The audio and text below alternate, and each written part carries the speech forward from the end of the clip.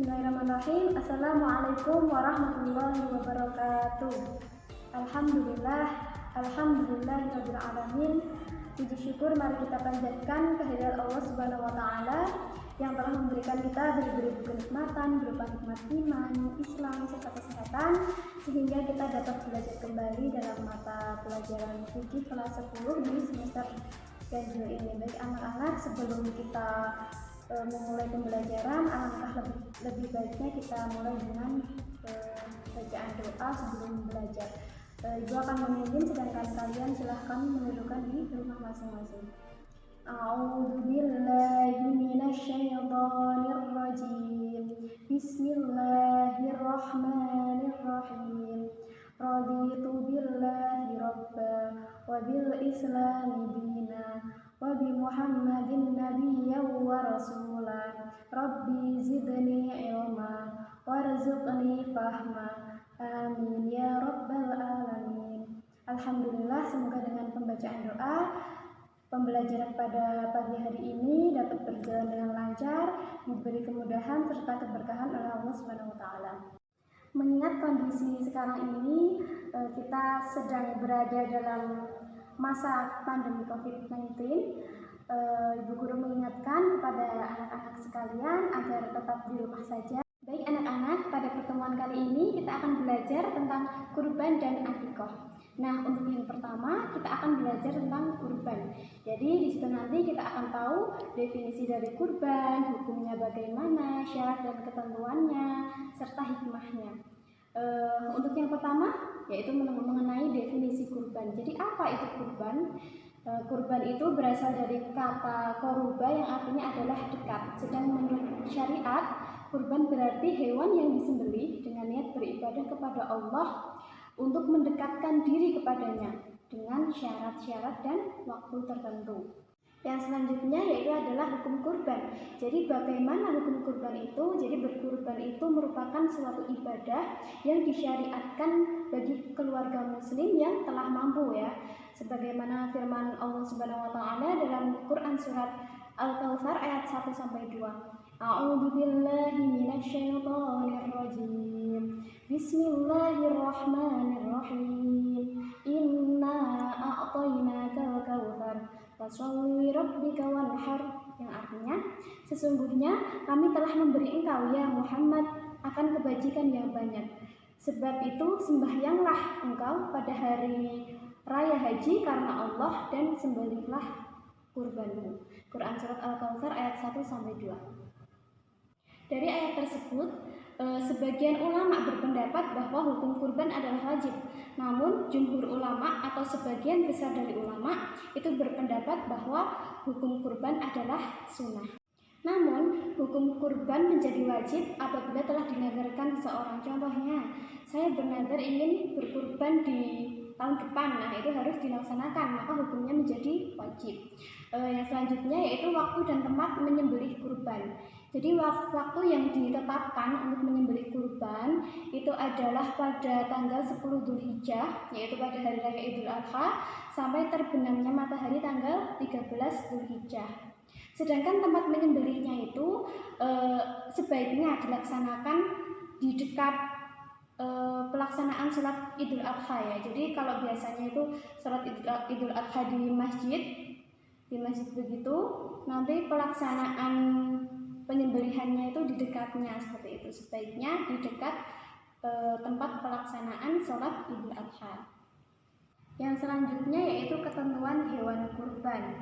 Jadi hewan yang akan dikurbankan itu tentunya memiliki syarat-syarat ya, ketentuan.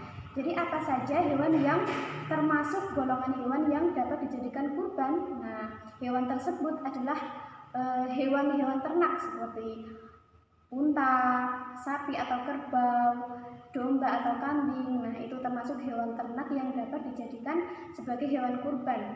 Contohnya Bu, kalau ayam gimana Bu? Itu kan termasuk hewan ternak ya. Tapi itu tidak termasuk dalam kategori hewan kurban seperti itu. Jadi yang dikategorikan sebagai hewan kurban itu adalah sapi atau kerbau, unta, kambing dan juga domba. Kalau ayam nggak termasuk ya, walaupun itu termasuk binatang ternak di rumah seperti itu. Nah, apakah cukup itu saja? Tidak. Jadi hewan-hewan tersebut yang dikategorikan sebagai hewan kurban itu juga harus memenuhi syarat-syarat. Apa saja syarat-syarat tersebut? Jadi syarat tersebut adalah telah cukup umur dan tidak cacat. Tidak cacat maksudnya pincang atau sangat kurus atau hewan yang sakit. Kenapa hewan sakit tidak boleh dijadikan kurban? Karena kan hewan tersebut sudah mengandung penyakit ya di dalamnya. Jadi kalau dikonsumsi sama manusia itu penyakitnya akan tertular ke manusia, ditakutkan seperti itu. Kalau ketentuan cukup umur itu gimana Bu? Kalau ketentuan cukup umur itu kalau domba, kambing itu sekurang-kurangnya berumur 1 tahun atau telah tanggal dinginnya. Sedangkan kalau sapi itu sekurang-kurangnya berumur 2 tahun, kerbau juga sekurang-kurangnya berumur 2 tahun, sedangkan unta itu sekurang-kurangnya adalah berumur 5 tahun. Jadi ibadah kurban itu selain bertujuan untuk mendekatkan diri kepada Allah, untuk beribadah kepada Allah, ibadah kurban juga memiliki nilai sosial di dalamnya. Nah, untuk pemanfaatannya itu adalah pembagian daging-daging tersebut kepada masyarakat atau kepada fakir miskin. Jadi pembagiannya itu diantara lain sepertiganya itu untuk orang yang berkurban serta keluarganya. Jadi orang yang berkurban dan keluarganya itu mendapat bagian yaitu sepertiga. Nah, untuk sepertiganya lagi dibagikan kepada fakir miskin yang membutuhkan, dan yang sepertiganya lagi itu dihadiahkan kepada masyarakat sekitar. Nah, untuk yang selanjutnya, yang materi yang terakhir dalam kurban itu adalah hikmah kurban. Jadi apakah ada hikmahnya Bu kurban itu? Tentu saja ada. Sesuatu yang sudah disyariatkan oleh Allah Subhanahu wa taala itu pasti mengandung hikmah di dalamnya. Hikmahnya apa saja? Yang pertama adalah bagi orang yang berkurban. Yang pertama, menambah kecintaan kepada Allah Subhanahu wa taala, menambah keimanan serta ketakwaan kepada Allah Subhanahu wa taala. Yang ketiga menunjukkan rasa syukur kepada Allah Subhanahu wa taala, dan yang keempat mewujudkan tolong menolong, kasih mengasihi dan rasa solidaritas. Ada juga bagi para penerima daging kurban, itu yang pertama menambah keimanan serta ketakwaan kepada Allah, bertambah semangat dalam hidupnya juga.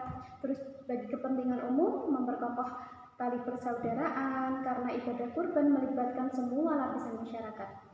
Yang kedua menumbuhkan dan meningkatkan kesadaran beragama baik bagi orang yang mampu maupun orang yang kurang mampu. Baik, itu tadi adalah materi kurban. Sekarang kita lanjutkan untuk materi akikoh. Kita juga akan mempelajari di sini definisinya bagaimana, hukumnya bagaimana, hikmahnya bagaimana, seperti itu. Yang pertama, Bu Guru akan menjelaskan tentang pengertian akikoh. Jadi apa itu akikoh?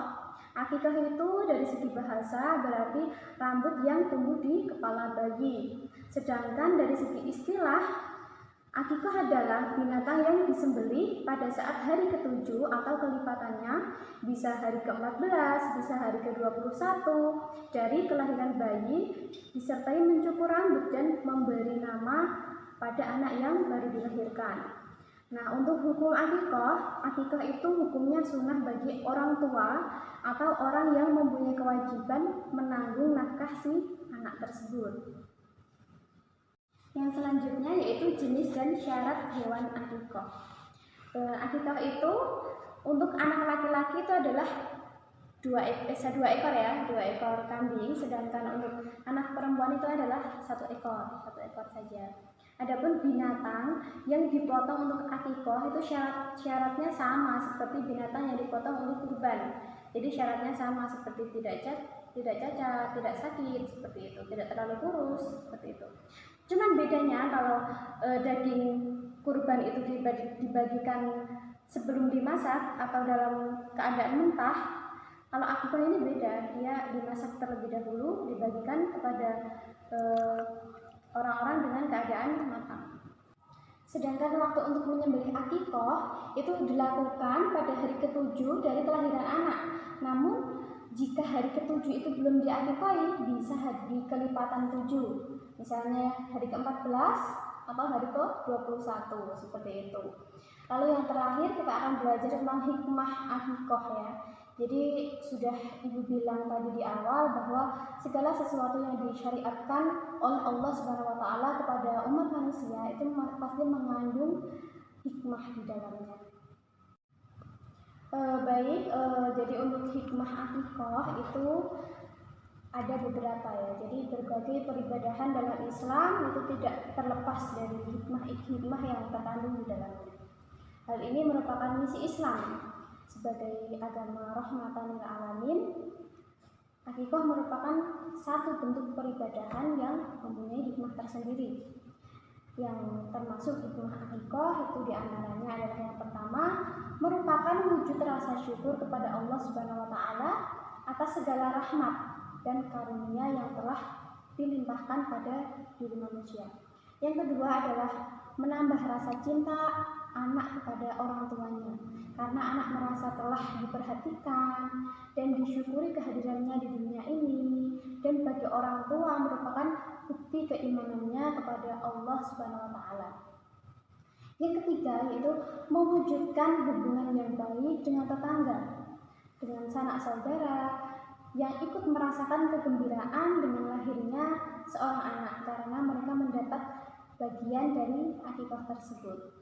Nah, mungkin cukup itu pembelajaran pada pertemuan kali ini. Sebelumnya tolong dikerjakan untuk tugasnya ya.